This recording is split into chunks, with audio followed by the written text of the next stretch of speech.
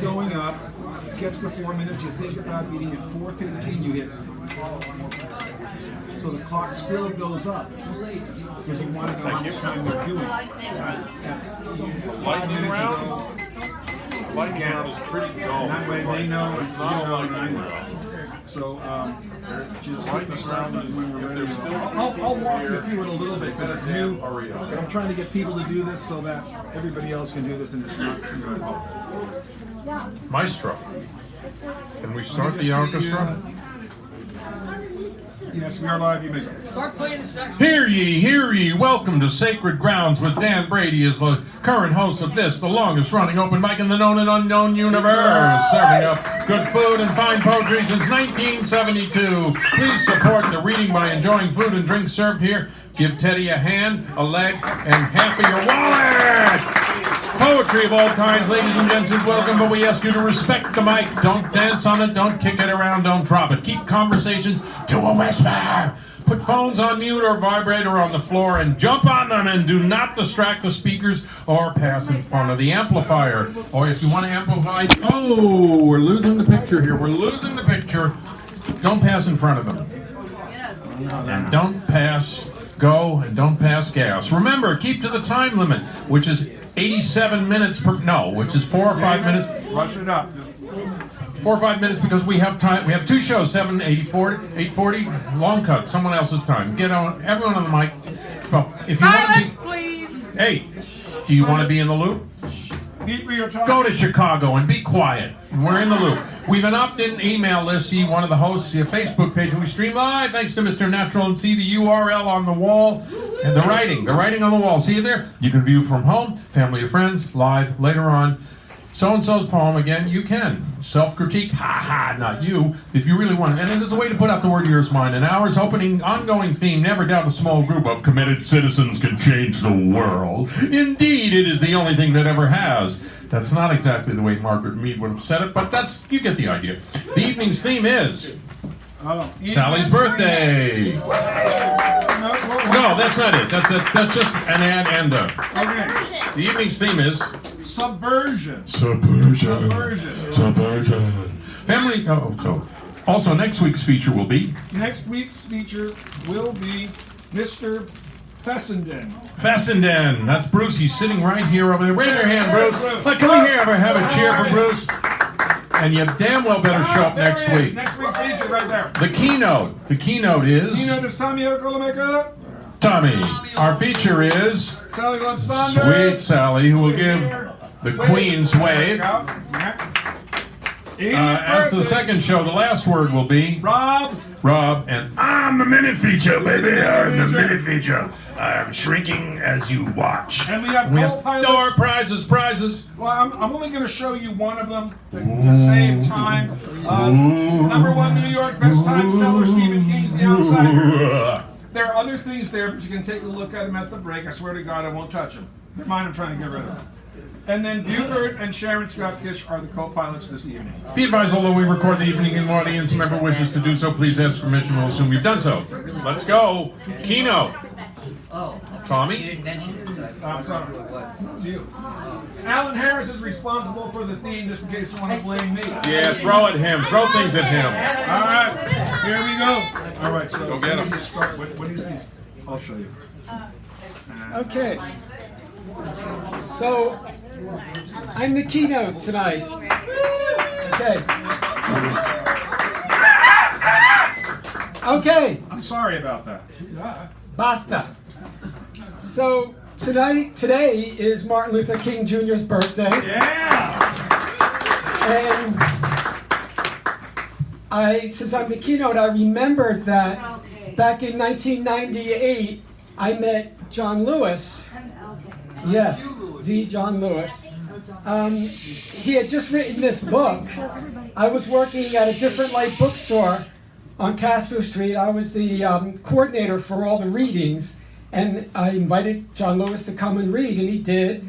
And he came a little early, and we hung out in the back of the bookstore and talked for a while, and he signed my book. Wow! So I thought it would be appropriate to read something very short from the book about Martin Luther King. Violence has always been endemic to American culture. Dr. King said the same thing. We are and have always been a very violent society. But that doesn't mean we have to accept it. It doesn't mean that we have to respond to the worst of America with the worst of ourselves. We have something better to offer. I have always believed that. I have always believed it is possible to show ourselves a different way, a better way to solve our problems. This is what Gandhi tried to do in India. It is what Dr. King tried to do here, and it goes far beyond civil rights alone. It extends to all of the conflicts we face among ourselves and among other nations. There are simply other and better ways to solve our differences than through violence. It was this theme that brought Dr. King to New York City that April 1967, where he delivered what I consider the greatest speech of his life. The event was an anti-war rally organized by a group called Clergy and Laymen Concerned About Vietnam. It was held at the Riverside Church in Manhattan, and I made sure I was there.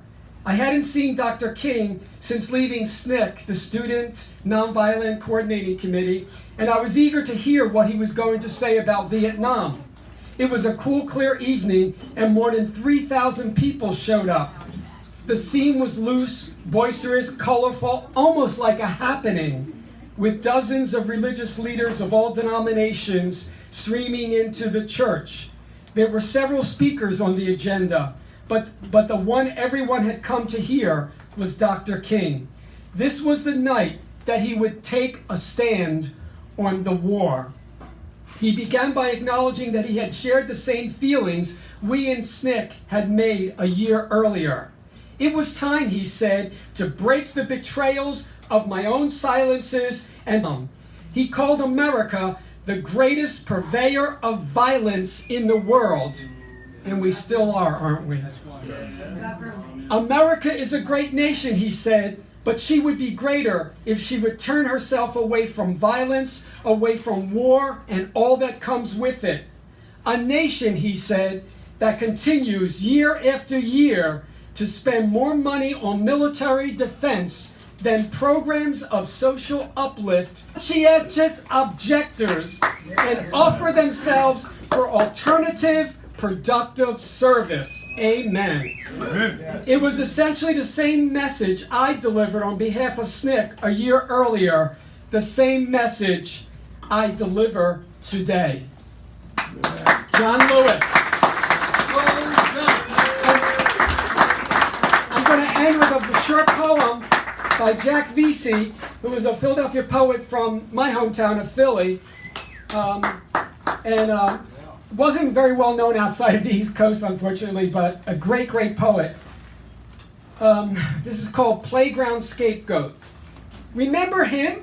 The one you persecuted, mocked, humiliated, punched, pelted with rocks? The one with the pained eyes behind thick glasses, puny, face seething with acne? That one. While you drew blood, he drew pictures. It was you who gave to him the gift of rage. Rage that the bland or normal never once imagined. Rage that builds cities, spews novels, sings high notes, makes myth of a whole life's mistakes. Rage that risks everything till what was dreamt turns real. The rage of the driven to win. It is his book you hold in your hands. His memory from which you run forever, never going anywhere. Thank you.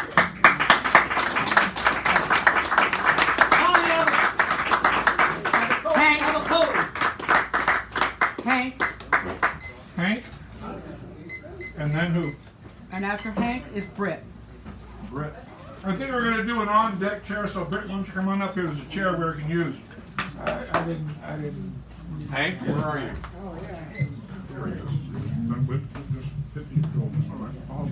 Go ahead. And is this your first time here? This is my first time. This is here. the first time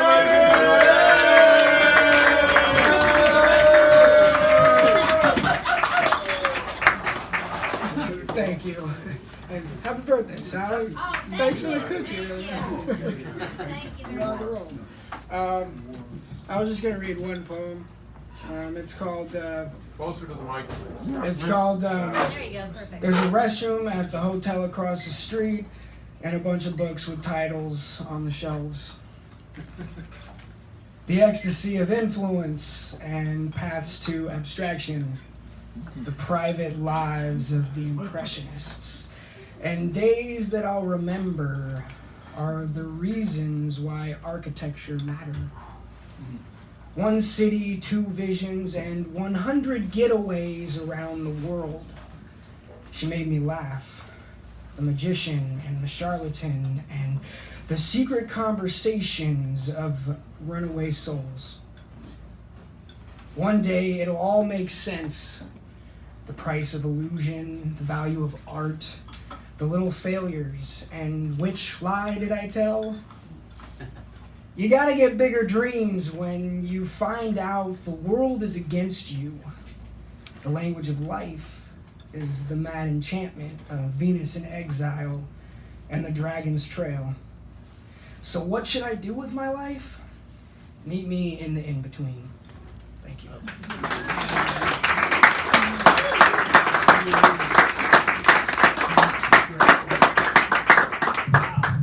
While he's getting set, I just wanted to let you know some of the prizes are not books. Some of them are being the keynote, which you just saw. Some of them are choosing the theme or prompt, which today is, what is it, insurrection? Subversion. Subversion, thank you. Or being the co-pilot, which you see here. The last word starts and ends the second show, and the mini feature is a small 8-minute slot of time in the second half, just so you know. And I am sorry to do that, but I forgot. Okay.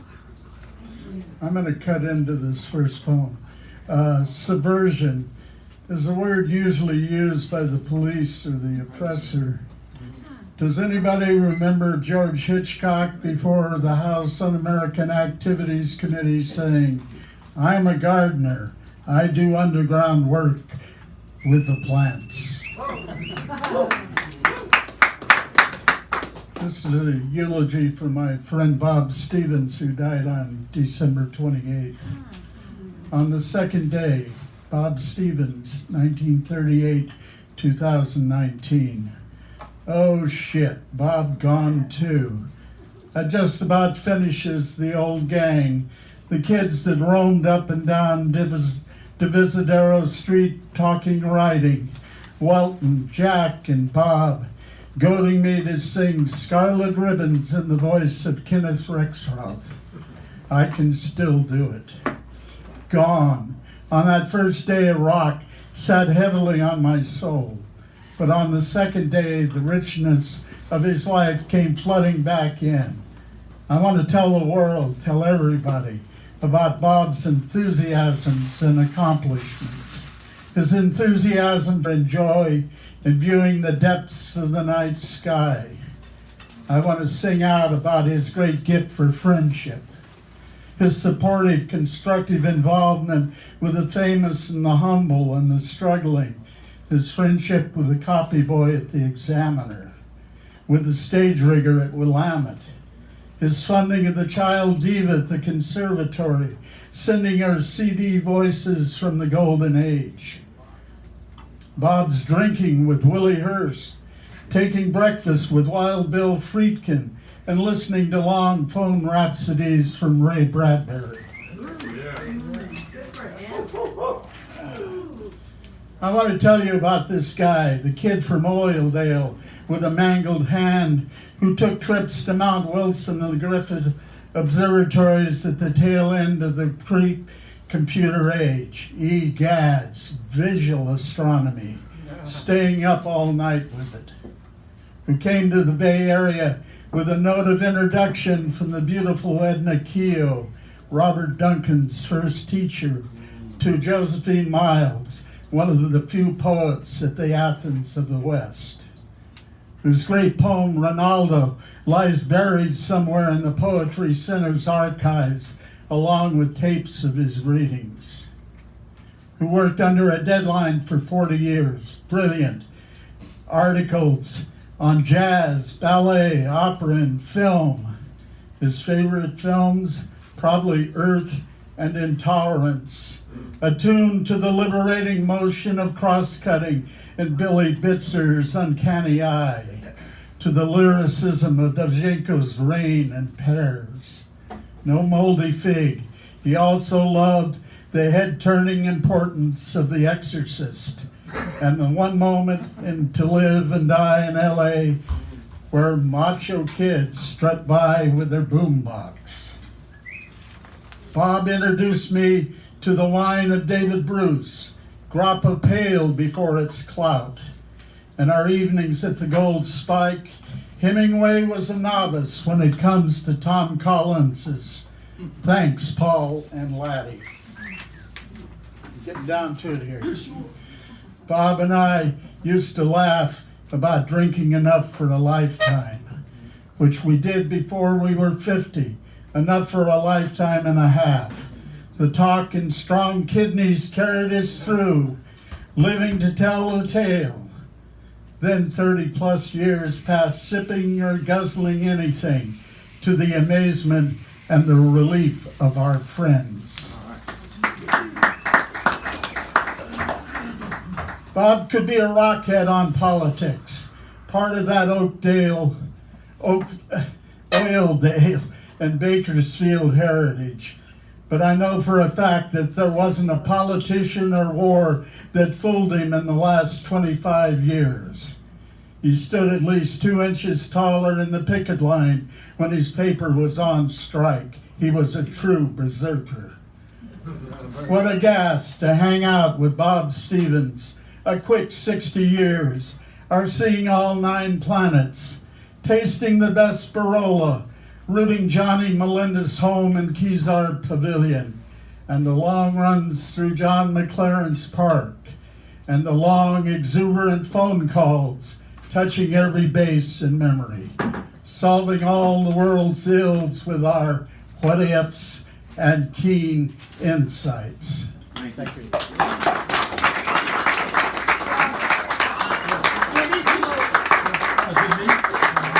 Who's after him? Steve Fowler's after Owen. Oh. He's now? Owen? Owen. Not Owen. Uncle Owen's uncle. Owen's now, and who's next? Steve Fowler. Okay. Steve, you're next. So we'll get the on-deck chair business. Thank you. Let me just move this here.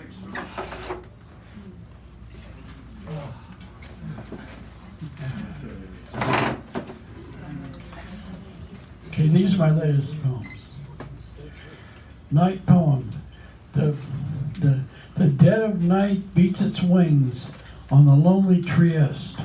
Night follows day. By day it is the lonely crowd. By night is the lordly, lonely wings of nightly delight. The starry day will soon become the black night, as a metaphor calls my name in the distance. Soon the moon will arise to signify the end of June.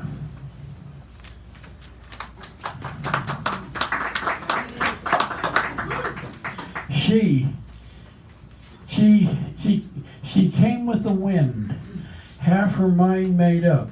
Staff of life goes on, full of bliss and confidence. Pull away into the moors of depth and jubilation. Poor though I may be, there can be something to me. Pan for love in the street. We have broken free of a sad state of affairs. More, we used to cry madly, badly. I do what I can to make to hope.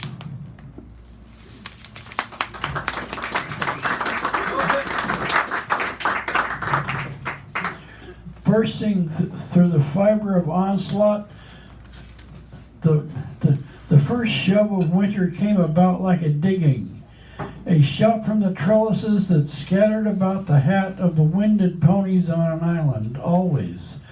Gone, gone are my ways of carefree yadding about in the fog and sunlight, riding like a half-wit in search of heaven and earth, getting off to chat.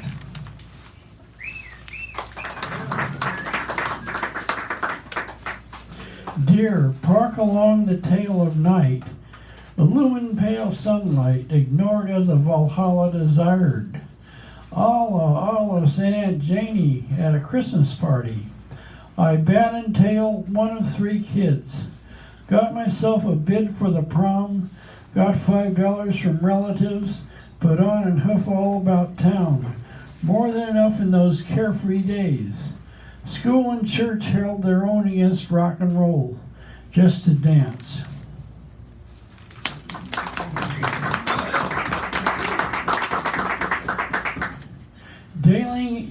Dangling into the street, I hear the sirens singing, so near to the one and only, far and above the singing star, I wooed and got back too far from a knack for wooing and winning, the seance of sinning and pining, always in the woods for my dear and near and far from away, and pay to the elders of rhyme and reason in the season of love and equation.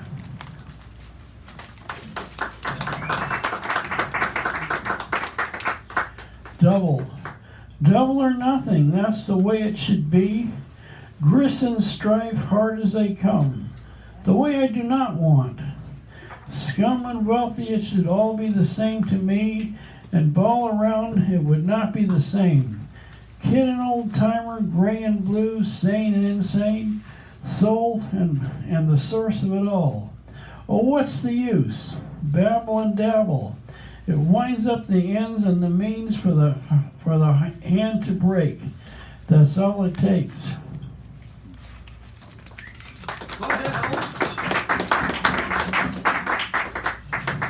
Across the white plains there come Mashali, the wizard of drum kicking out and bitching to no one after the other. Away, foe. Less than enough is more than I have. Muff and stuff. Scan the skies for more rhyme and poisier.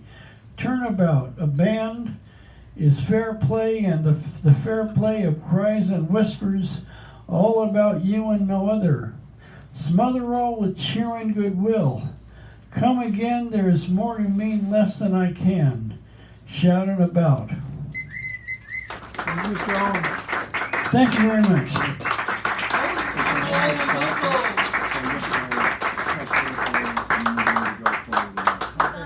And after Steve is David Gregory.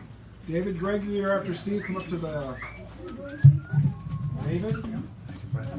Oh, go up to the on deck chair. It'll be a little bit quicker for transition. And this is your first time here, isn't it? First time here. First time, ladies and gentlemen! Come on, I don't hear anything out there. I can't hear it. I can tell. My ears aren't working again. I didn't hear any animal noise. Thank you. All right. Okay, there you go. Get really close to the mic, though. Okay. There you go. I never mind waiting. Evening, we sit outside in shirt sleeves and lawn chairs. The air terraced with elms and maples. Snow begins to fall. We stay and talk. I never mind waiting for word to come from me or you. Where we are is a place I could never think of on my own. The time we put the raft in the river, there were minnows at our feet, fast as sunlight. Without oars, our raft finding its own way as we talked. A river bank rubbing close. With arm or foot, we'd push off.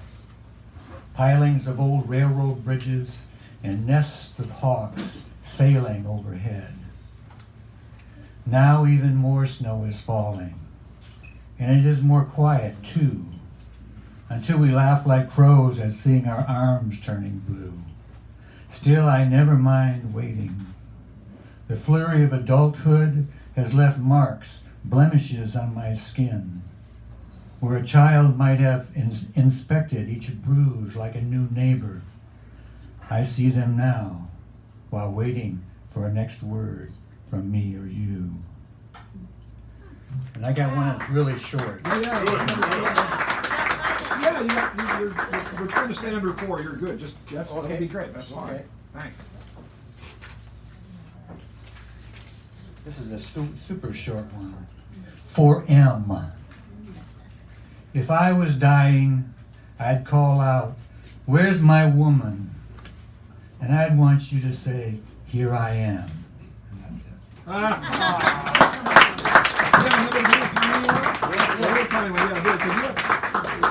We're still way short, so that's good.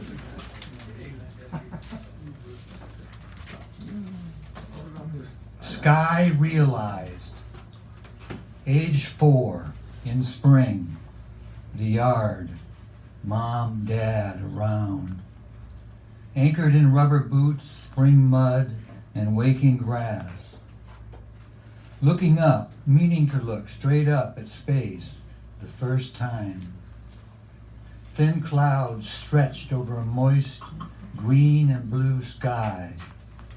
Nothing to grasp, nothing to hold. Mom, Dad around somewhere. Thank you.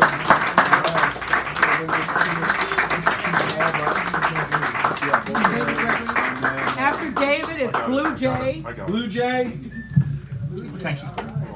Yeah. And you're new here, right? Yeah. That's what we already talked about. Okay, good. All right. Give him a round of applause. David Gregory. Let's get really close to the mic. Go ahead. I dream of America. I dream of America. The arsonist will torch a phrase, ready to destroy the world if she does not get her way. I see her cold, menacing eyes, her scornful, disdainful mien. She gazes abroad, far across the seas, but her thoughtless actions menaces people everywhere. I dream continually, seeing rising flames of buildings and people torched, forests, fields, cities aflamed, and even water burning, ever burning. I dream of the news commercials. I hear perky voice announcing, "This event brought to you from the trusted people who made Hiroshima and Nagasaki possible."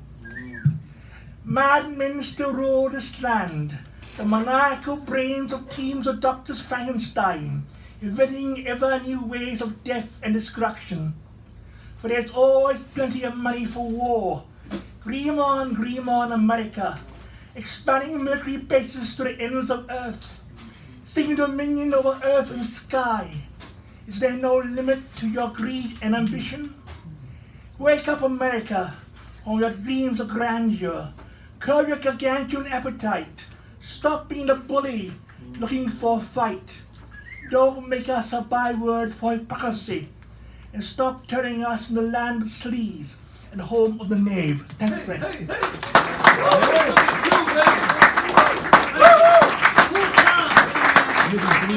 Right.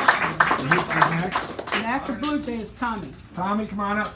And Blue Jay is new here. We have another new person tonight. And the blinded, and the glasses. I hear a moo, I hear no moos. All right. Hi. Thank you all for having me. It's my first Well, time, thank as you you know. for coming. So I'm gonna read a poem that I wrote, and then I'm gonna sing a song a cappella. I'm just gonna try it out. So bear with me. I'm getting over being sick. So this is called "Death to Scapegoat." Sacrificial, and it's conditional. The love you give me, 'cause you wouldn't forgive me.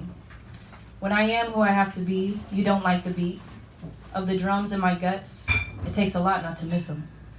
You suggest a poem of guilt trips and my apologies to remedy my mistakes and bandage up a broken road by way of your guidance. Not everyone follows a blanketed path. Not everyone swallows the blood of farm animals to play scapegoat.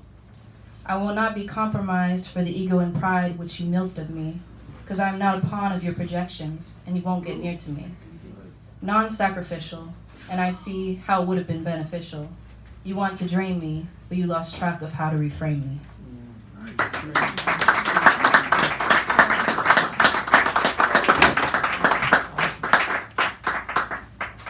and I'm gonna try my best to sing an a cappella version of a demo by Amy Winehouse called Cherry.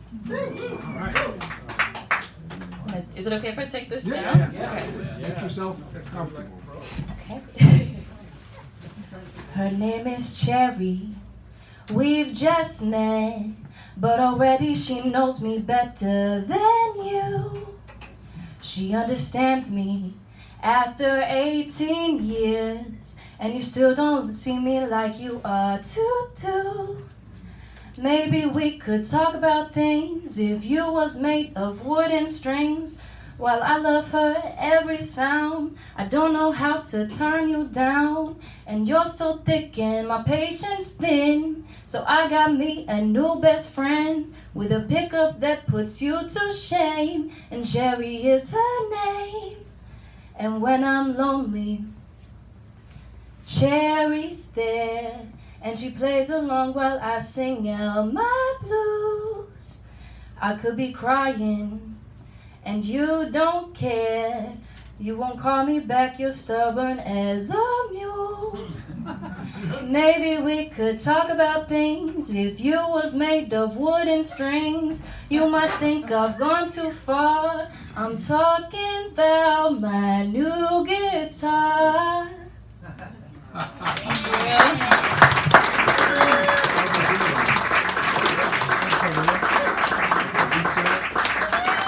Who's after Tommy? After Tommy is Guy. God? Guy. God, sorry. We're going to say God.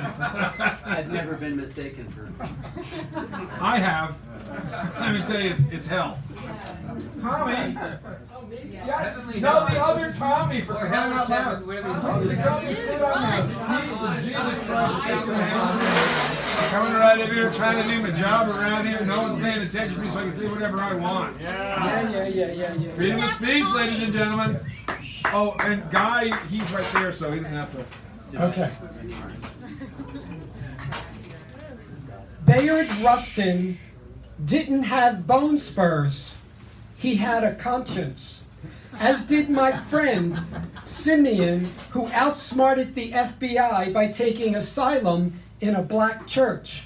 And Frank, later known as Assunta, who went to jail rather than Vietnam.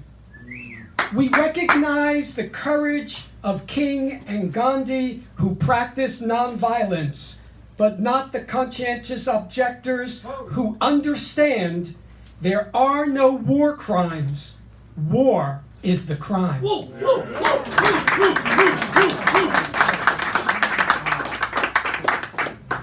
A tranquil moment in a tumultuous day, surrounded by seagulls and pigeons in UN Plaza, scavenging for what we drop. Aerial acrobats and swimmers, they maintain a safe distance from me. I don't blame them. They can't even trust the youngest among us. But I, whose father's name, Avicoli, means a little bird in Latin, am more at home with them than the heartless, unquestioning masses who claim to be my kind.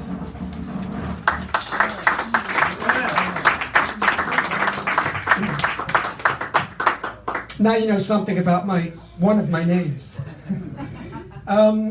There's going to be a quiz on it afterwards, so remember that. Anybody who can spell Abiculus gets extra points. BLGLQR. Yeah. I'm guessing. To the theme, I read titles from the Index of Forbidden Books they handed out in class. Saw movies condemned by the League of Decency. Went to anti-war and civil rights marches. Helped start an underground newspaper in my high school that denounced the war in Vietnam. Told my religion teacher that I didn't believe in God. Came out in '71 with a vengeance. Questioned everything. I still do. Some might call it subversion. I say it's survival. And finally, Finally, I'm going to leave you with this. Imagine the Sound of Music being filmed in the White House today. So I'm going to try to channel Julie Andrews, which is difficult because I don't have the accent and I don't have that upper crust thing of her or her hair or anything. But that's never stopped me before, okay? Hey, don't do that. Don't do that. Kids in their cages and walls on the border. White power rallies and thoughts of his daughter. Perfect phone calls to the Ukraine ring ring. These are a few of his favorite things. Dirt on Joe Biden and talking on Fox News. Lindsey McConnell and women who won't sue. People who tell him he should be the king. These are a few of his favorite things. If Pelosi barks, if the press stings, if he's feeling sad, he simply remembers Putin's got his back now, and then he don't feel so bad.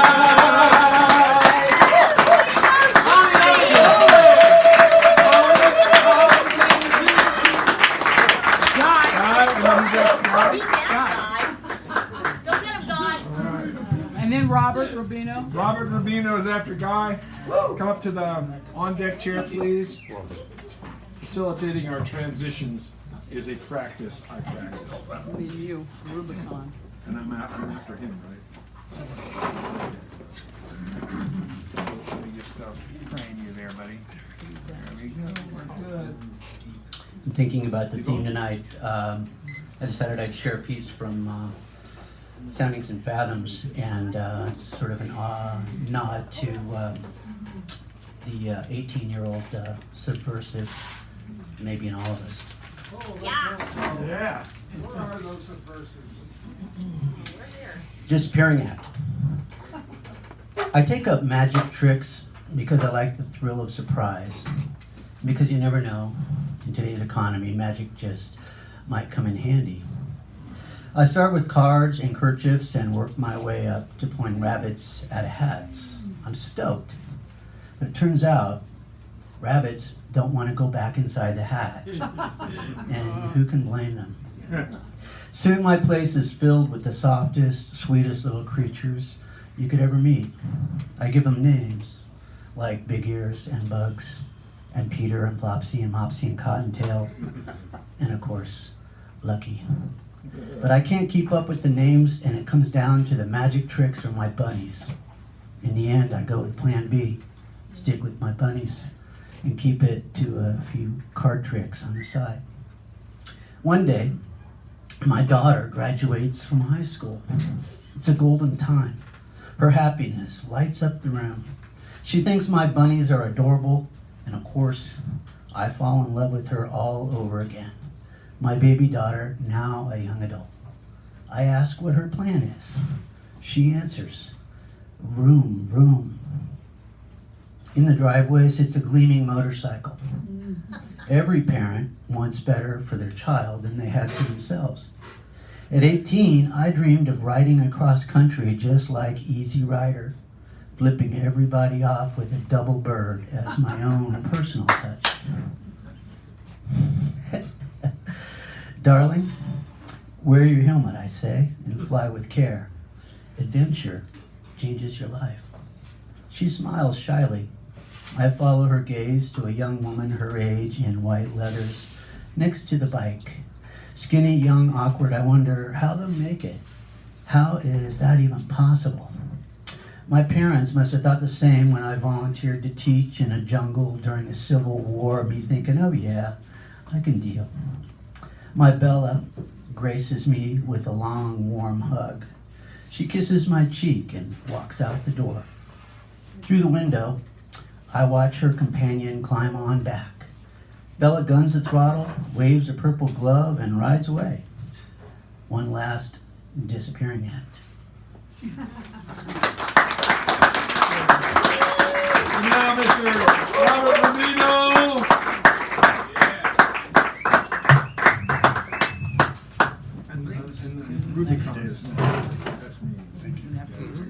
chair. I'm gonna sit in the chair. Cassius Clay, before he became Muhammad Ali, when he was training for a big fight, he and his court jester slash cheerleader, a man named Drew Bundini Brown, used to have some fun bellowing to each other, float like a butterfly, sting like a bee, rumble, young man, rumble.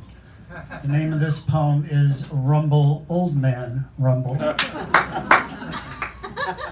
And now live from inside your mind, some 70 years in the making, the moment of truth, main event in the evening of your life, the fight of a lifetime.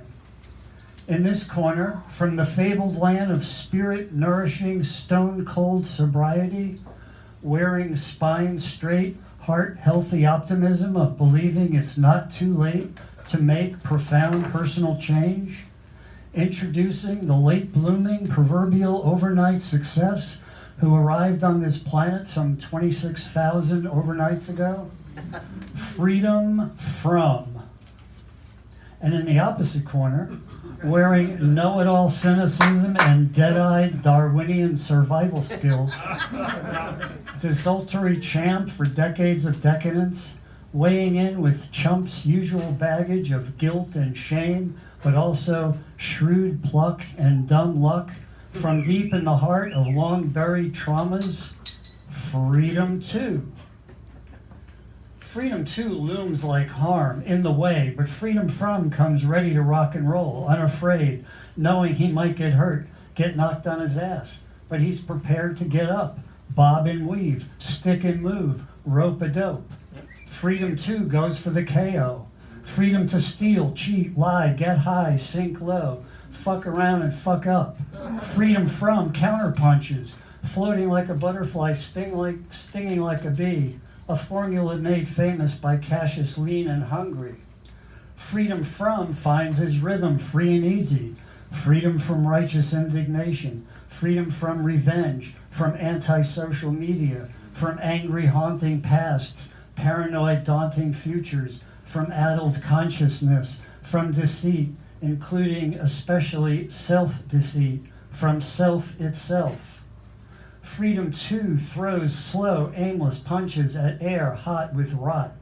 Freedom from digs in, cheers up, hears hoary exhortation, enlivened, enriched, transformed, infused with timely twist. Rumble, old man, rumble.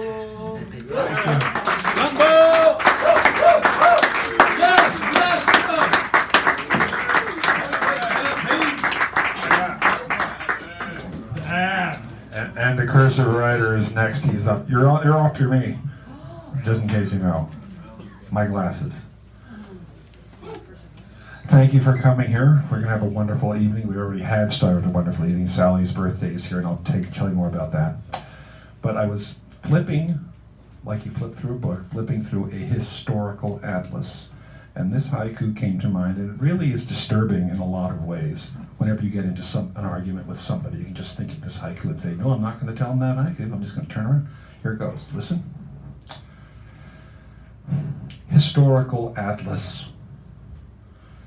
With each color's change in tint. Warfare's sanguinary hint. Anyway, here we are. Sally asked me to read this, so I'm going to read this and then follow it up with this. I should be done.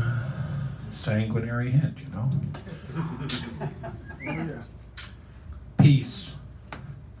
Create this once and you've created it 1,000 times, 1,000,000 times, 1,000 million never-ending times. Peace is what it is between any two thoughts, any two breaths, any two heartbeats, a stillness. Peace is what it is between the dreams, the wants and wishes, a stillness. Peace is what it is in this world when the soul is unruffled with a simple indrawn breath, providing perspective before you simply react, when you look before you leap, as it were, and keep a stillness. Peace is what it is on a tranquil pond with reflections that mirror life until that first duck skids in or breeze wrinkles it, creating an impressionistic collage of green and sky sequins with a stillness. Peace is what it is when each step is a forward step on the path that lay easy before you with a gentle wind at your back, and you walk along with a stillness. Peace is what it is when your quietude is like that of a new moon's and you're reeling with the inspiration of a lover's serenade all on a lazy, hazy summer's night, and each clear, moving note is embraced by a stillness. Peace is what it is in harmony. It's the heart of the matter, and therefore all matter of the universe for all time, a stillness.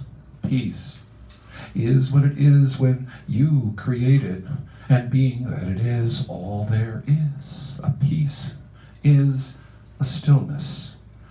Create this once, and you've created it 1,000 times, 1,000,000 times, 1,000 million never-ending times. Peace is a stillness.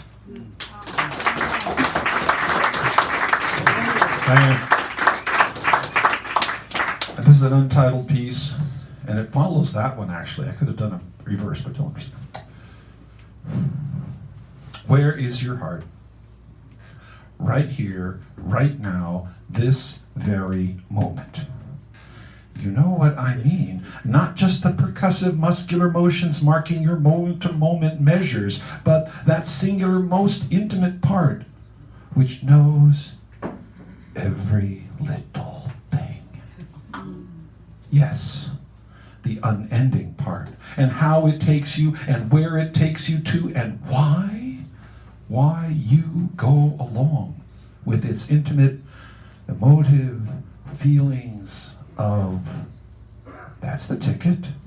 Where's your heart when you dearly miss its peace, when you cannot take its pain any longer, and you beg it to please, please just stop the ache that comes steadily on as each regrettable beat does, bringing up memories that come only to go with each and every breath, with each and every hope or wish that follows on. Yes, where is your heart tonight? What is it about? What are its intentions? How does it figure in your life? What plans do you have for it? How do you hold it dear? How do you protect it? And what does it always want of you? What is it always asking? So, where is your heart tonight? Ladies and gentlemen, where would you have it be? What does it wish? And why do you ever let it play second fiddle to anything else? Thank you.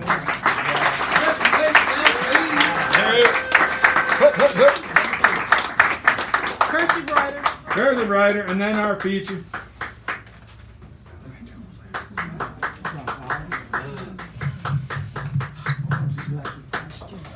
I want to do a couple things before I read. I want to thank everybody who came out last Tuesday. I want to give a special thanks to Dan Brady, Antoinette Payne, who helped me out quite a bit, and for all those people who showed up. I got the gig, so on the first Tuesday of every month at 1428 Haight Street at the Patio Cafe, the 1428 Poets will be presenting 2 features and an open mic. It was fun, Richard. It was a lot of fun, baby. Second, oh, 6:30 to 9, sorry. All right. And the 2 features will be 20 minutes each. And I am trying to keep it balanced. I want a male, female. So, because too many times there's not enough females out there. Amen. It's true. All right, just because you steal something doesn't mean you own it. This is still Indian country, and you do live on a lonely land. USA waits USA waits, has all the time in the world. The ancient rich USA waits, waiting for the blood quantum runs its course, stealing remains of native nations where the people must prove who they are by blood, as governments lust, thinking that all that tax money resources. Indian people are the only ones who have to prove who they are by blood. In the meantime, more killed, sterilized, less natives there are, sooner USA takes possession.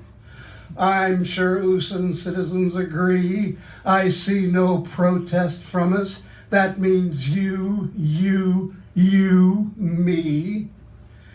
We are unaware of the existence of nations within the USAN Empire. In USA, we wake at many wakes where we will not be woke. USA waits.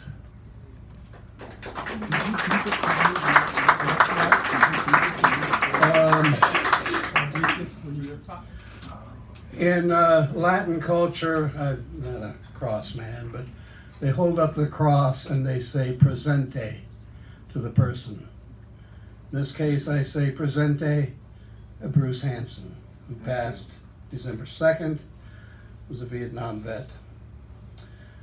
So for him, I read this. You don't speak for all vets. Sick of people who claim they speak for vets. Seldom, if ever, talk what concerns me. It'll only be the right vets who get heard, respected. After all, they're always right. There is no Indian, Vietnam, Afghan, Iraq, Yemen, Panamanian wars. Only American wars, more aptly the USAN wars. In Vietnam, they're never called the Vietnam War. It's the American War. USA believes itself to be a peaceful country, part of USA's mental health issues. Lies, my country tells me. We only react when attacked, never understanding we attacked all countries as our right. Manifest destiny rights again, and again. Sylvester Stallone, the new John Wayne in his mind, claims to speak for Vietnam vets, then makes movies called Rambo, where vets are just batshit crazy, ready to go after humans like we did in the American War in Vietnam, getting back at all those people who supposedly called vets baby killers. Truth is, the baby killers are us. No one speaks for me except me. No politician, religious leader ever will, since they propagate these wars. Suck eggs, Speaker of the House Pelosi, who never found a war she didn't like. I may let AOC, Barbara Lee, John Lewis, Tammy Duckworth to speak for me. No one else has earned that right. Be careful when you find out that I'm a vet. Do not thank me for my service. If you do, you have no understanding of USA's wars and what you are thanking me for. Do not speak for vets because vets don't agree.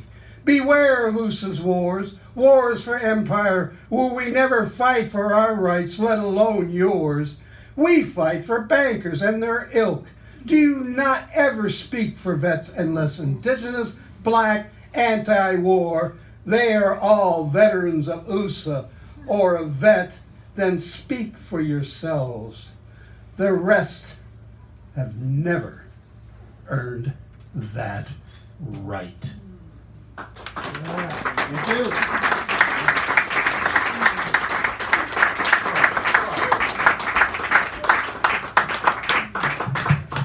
We have new people here, and I failed to mention something that Tommy Avacola Mecca was the keynote, and the keynote always comes back for the open mic, and I should have said that so that way you'd think, how come you got 2 turns? You didn't. Anyway, I'm going to introduce the feature of the evening, Sally Love Saunders, and she has provided me with a couple of little handouts, which I'm going to hand one pile this way and one pile that way. Just take one and pass along if you're interested. These are about, can you pass that back? Yeah, just take one. And she does events at the, what is it? The Cultural Integration Fellowship, which is at 3rd and Fulton. Right. Yes, 3rd and Fulton. And she does events on Sundays, and it's really beautiful. Poets meet, talk, eat, and read poems and schmooze, and it's beautiful events. So she's in charge of that. She's made it happen over the years, and I almost always go unless I can't go.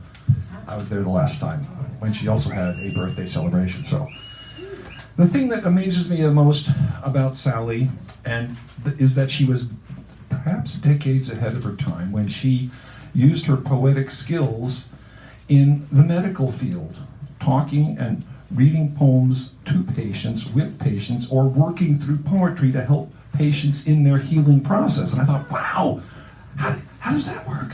It's amazing. And about 2 months ago, I heard about what looks like an apothecary shop, and I think somewhere in England or someplace like that. And what they do there, with the hospital's guidance, is you go in and you talk to them about what your diagnoses is and your medicines are and stuff like that, and they find poems which are appropriate to you for that particular circumstance and situations. The insurance companies are okay with this so far. I mean, it's an experiment, but I'm thinking, you go to get your poem poem dose of poems and something. Wow. So she's ahead of her time and things like that. It's like, why not? As to Sally's poetry, her poetry it borders on innocent, it borders on simple, it is nearly transparent, but it's always a mark of joy. There's always some joyful note. She comes from that place. The simple moments that you probably even blink and miss, she catches and creates poetry from those little anonymous moments. It's all beautiful. Give Sally a round of applause as she comes up here and we'll get this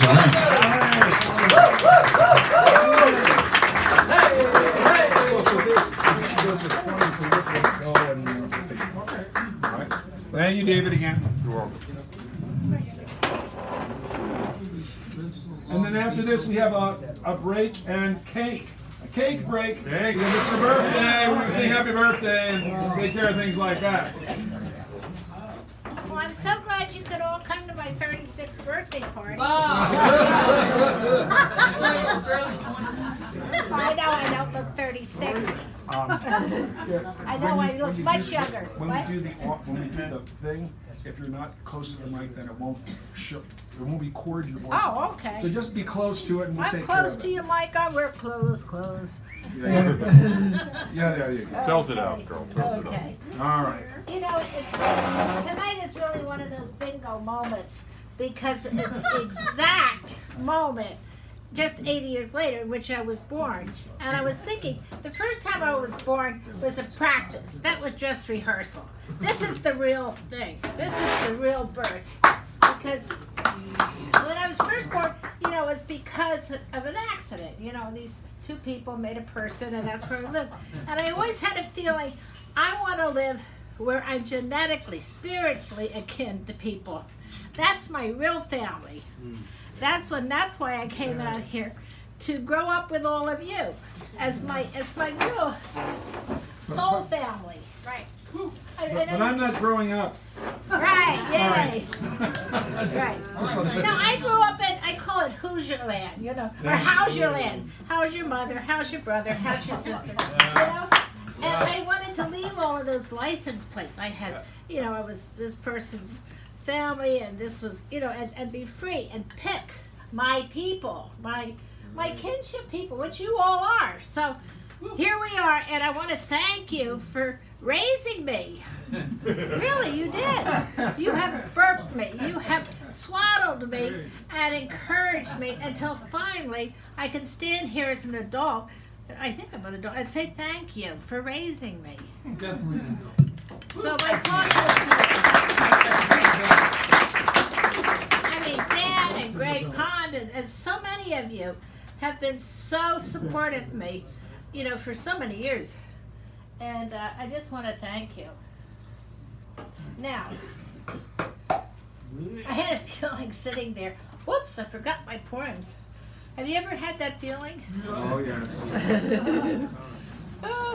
Here we go. Oh, the advertisement, though, I want to get in is about the flyer that's going around that I hope that you'll all come to. And also I have an email list, which I'd love for you to be on. If you're not on, it's on a pad that's someplace. But try to find it, because if you're not on my email list, I want you on my email list, because I want you to come along and what I'm doing, okay? This is a poem I wrote to you. Unborn poem, cooking in me. Kicking an embryo to be born, shown to Sacred Grounds family. Unborn poem, waiting to be wiped off and displayed. What sex will it be? What color hair? Will it cry or sleep? Will you, Sacred Grounders family, want to hold it?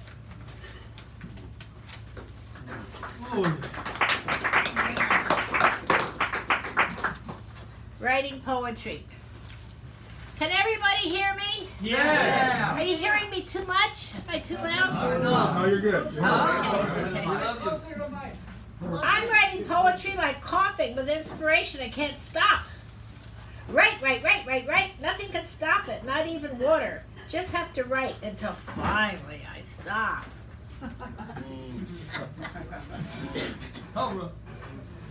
This is called reflection. I think you need to get a little closer to the mic. For the back. Yeah, for the people in the back. Stand closer. There you go. There you are. Just get your speed. When I was young and then thin and chased after hockey balls and skated fast across frozen lakes, then chased after children, then puppies. Now I'm overwhelmed with body parts leaking and aching, so I'm chasing after doctors. You know, I had a wonderful experience today. I literally bumped into Nicole Savage, who's a great friend of the arts. Yes. And it just was one of those, I had such goosebumps I could hardly talk to her. And she was talking about poetry. And it's good that I like poetry and that what I've done with poetry. And I said, oh, I'm so glad. Yesterday I was at a doctor. And all he talked about what was wrong with me. And I think that's what poetry does for us. It helps us get in touch with our health and what's right about ourselves. Yeah, a lot of people are shaking. Yeah. This I wrote at Mountain Lake Park. Mountain Lake Park is up on Lake and 8th here, 8th. Ballet dancer branches wearing very tight dancer tights. Twisted arms becoming legs, and legs becoming arms. And legs of other limbs of other dancers, and intermingling with each other tree branches of other dancers. The audience, solemn trees, looking down in the park. If you don't know Mountain Lake Park, go there with your notebook. It's very inspiring.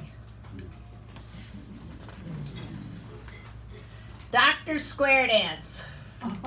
Dr. Square Dance. Round and round, out and left and right, I spin to a doctor. He holds my hand and passes me on to the next doctor, who bows and passes me on to another doctor. We hold hands, go in a circle, then he passes me on to the next doctor. Dr. Square Dance.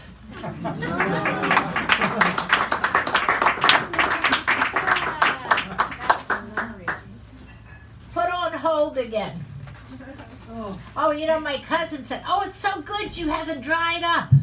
I said, dried up? I said, being older, I've got more to write about than ever. There's a lot out there that needs writing and hollering about. Put on hold again. Put on hold again and again. Modern step of dance. Put hold, repeat dance step of 21st century. So we get music and cures for cancer and beautiful babies formed technologically. And put on hold, another dance step in modern times. Put on hold, dance step of present. I called up Walgreens. They said, I'm going to put you on hold. I said, oh, good. And so I'm writing my poem, and she comes back after a while. And I said, oh, but keep me on hold. I'm having a good time here. She said, okay. Goes off. She comes back. I said, oh, I wrote a poem about being put on hold. Would you like to hear it? And she said, I will, but I got to put you on hold first. So she said, here I am. And I said, I got to put you on hold.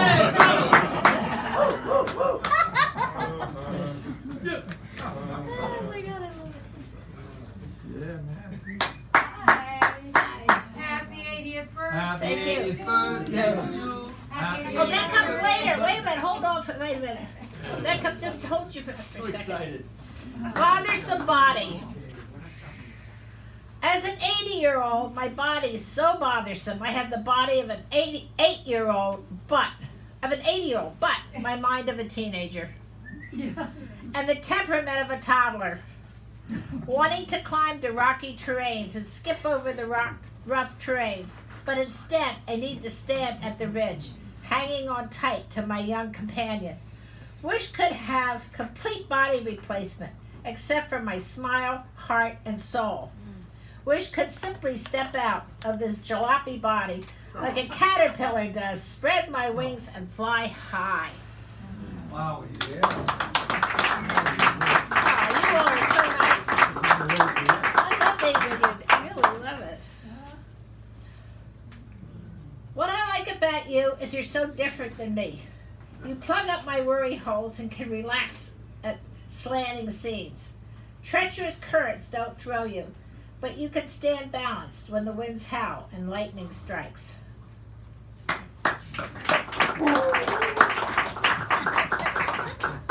Phew, now I'm 80. Phew, now I'm 80. I no longer have to worry if I'm pregnant. I no longer have to starve myself to attract the imaginary Mr. Right. No longer have to curl my eyelashes to get legs waxed. I'm 80 and I can request telephone operators to please talk slower. I'm 80. 8 is my lucky number and will be with me for the next 10 years.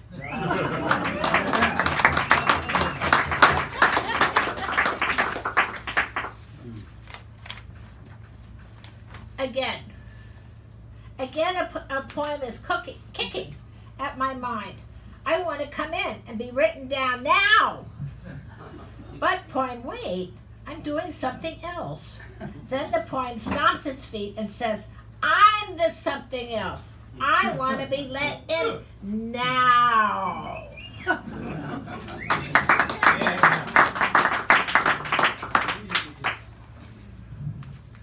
This is called You Know When Someone Says. You know, when someone says, I know what you mean. Yeah.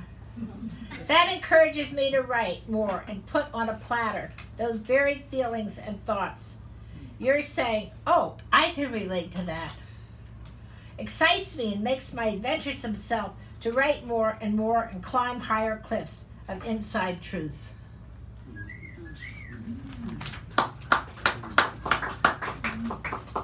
Wish my clock was made of clay, allowing me to stretch it out like elongated taffy, or roll into a ball small that would roll away. Oh, I wish my clock was made of clay.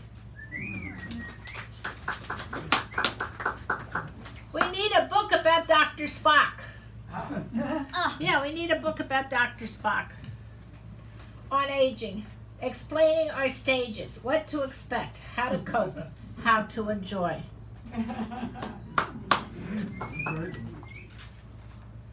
Tobogganing fast. Tobogganing, oh, I forgot to tell you, these are all very new things that I cooked up, yeah. Tobogganing fast. Over icy terrain, heading for a crash against stone wall of reality. Tobogganing ride is our being together. Now my holding on tight. In near future, you'll get off the toboggan, dust the snow off, leave me behind. You'll walk off, and all I will see is your back. The library book. A library book, a precious book are you. I take from the library, mine for a limited time to enjoy turning the pages, then must return.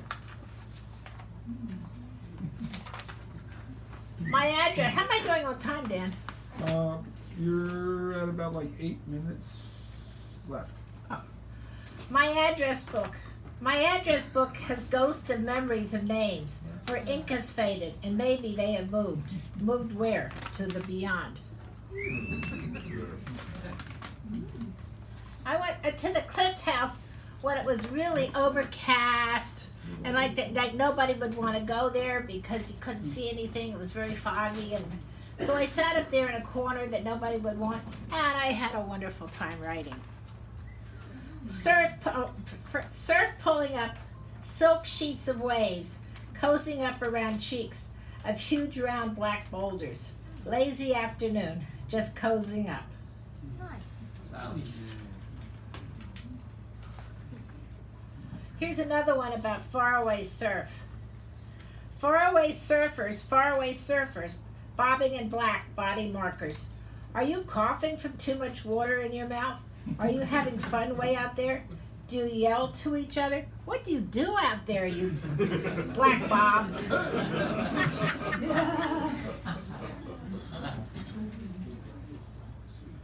All about aging. Aging about loss.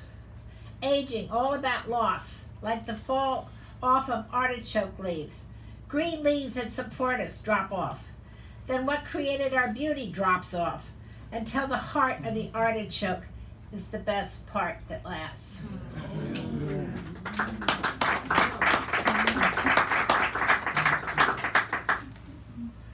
I have a cousin, and we're almost twins. We're just a few days apart, and we're very close. I wrote this poem about her. My cousin Catherine.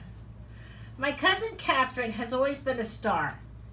As a young child, she could twirl a baton, was always thin, got good grades, and became a famous doctor. Now she too is an octogenarian. Yet I see on her old burrs from childhood hurts that are still stuck on her clothes. They're still there, so many years later. I want to pull them off. Love to you, dear cousin.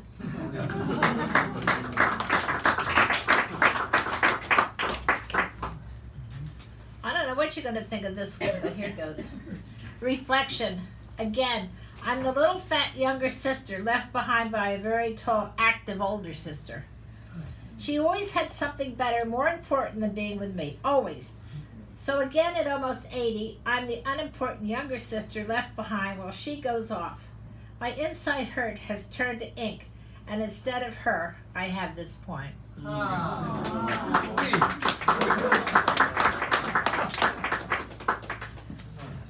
You're all so good to me. I really appreciate it. You really, I feel like a bird in a bird bath.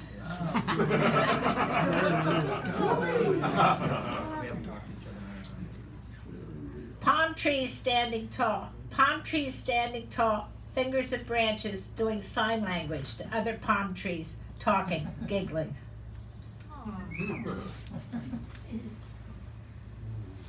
Walia Beach. Waves rolling over waves, rolling over waves. My thoughts thinking over thoughts, repetitive but variations. Waves tumbling to the shore, giving me energy. Back off to the distant memory waves. Here, foam.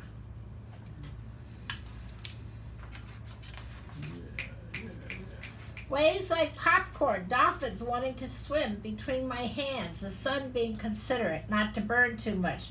All of this in one boat trip, etching memories on my mind, a tattoo forever.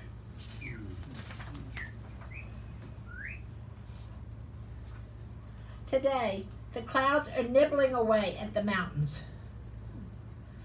No longer can I see the tops of the mountains. I love to breathe deep of nature's expansive beauty. Breathe all green beauty into my lungs and system, energizing my motor, lubricating my pain, making me new and whole. How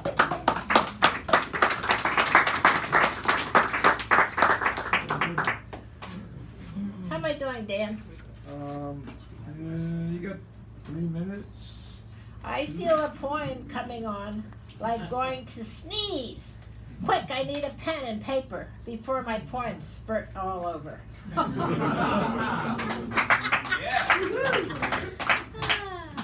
I hang my thoughts out on a clothesline and the wind blows them, and the clothespin fall off, and thoughts end up into the mud. I wish a sweet breeze would gently handle them with kindness.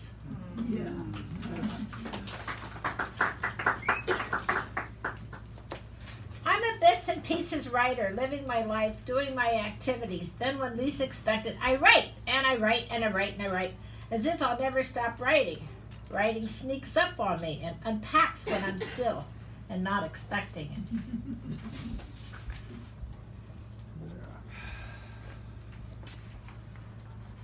You got me so excited I can't turn the pages.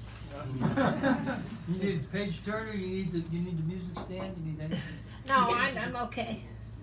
Rain on windshield. Rain on windshield, popping popcorn sound, putting me in my place, in front of a fireplace, cozied with blanket. Here the fire in the fireplace does all the work. All I have to do is nothing but relax and enjoy.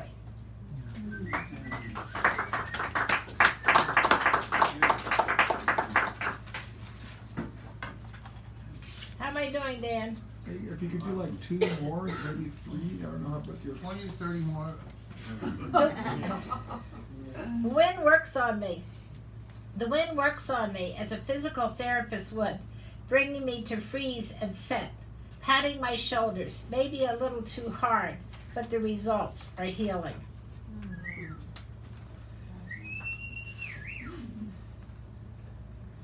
Branches, fingers of branches knitting together, silver knitting needles or branches connecting.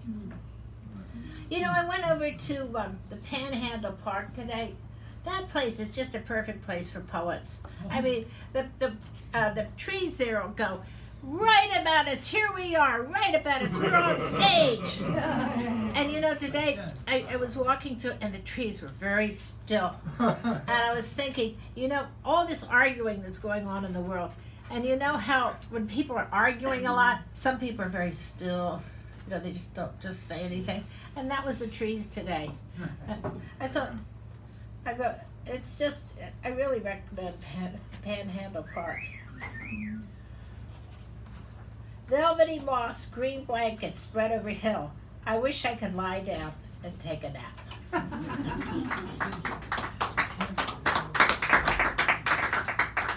Well, let me end by thanking you so very much for so many years of being here. I remember back in the 70s when I first came to San Francisco, this was one of the first places I went, and it just being here has really meant a lot to me all these years. And so many people here have done so much. You know, you've come to my workshops, you've listened to me read. I mean, you've really been a wonderful family. You know, you never say to me, "What's this poetry thing?" You know, you're wasting your time on. So I'm so glad I've never had to be challenged, but just to be enjoyed by you. Thank you so much.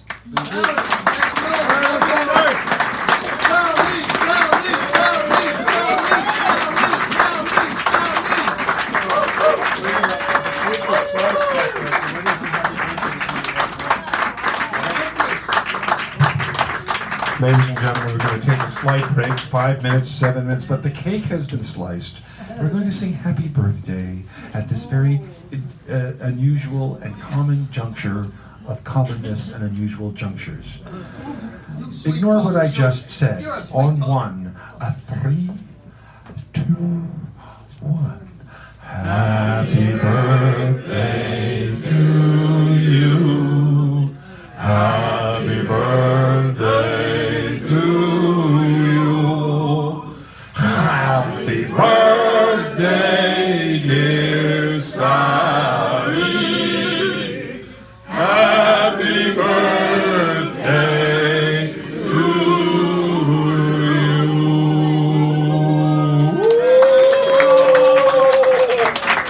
All right. Well, we'll be organizing how this is done back there, and in about 7 minutes, I'll be coming back here to annoy you even more. Would you please? All right. Are there any holding papers in the house? Holding papers, but not needed in this quadrant.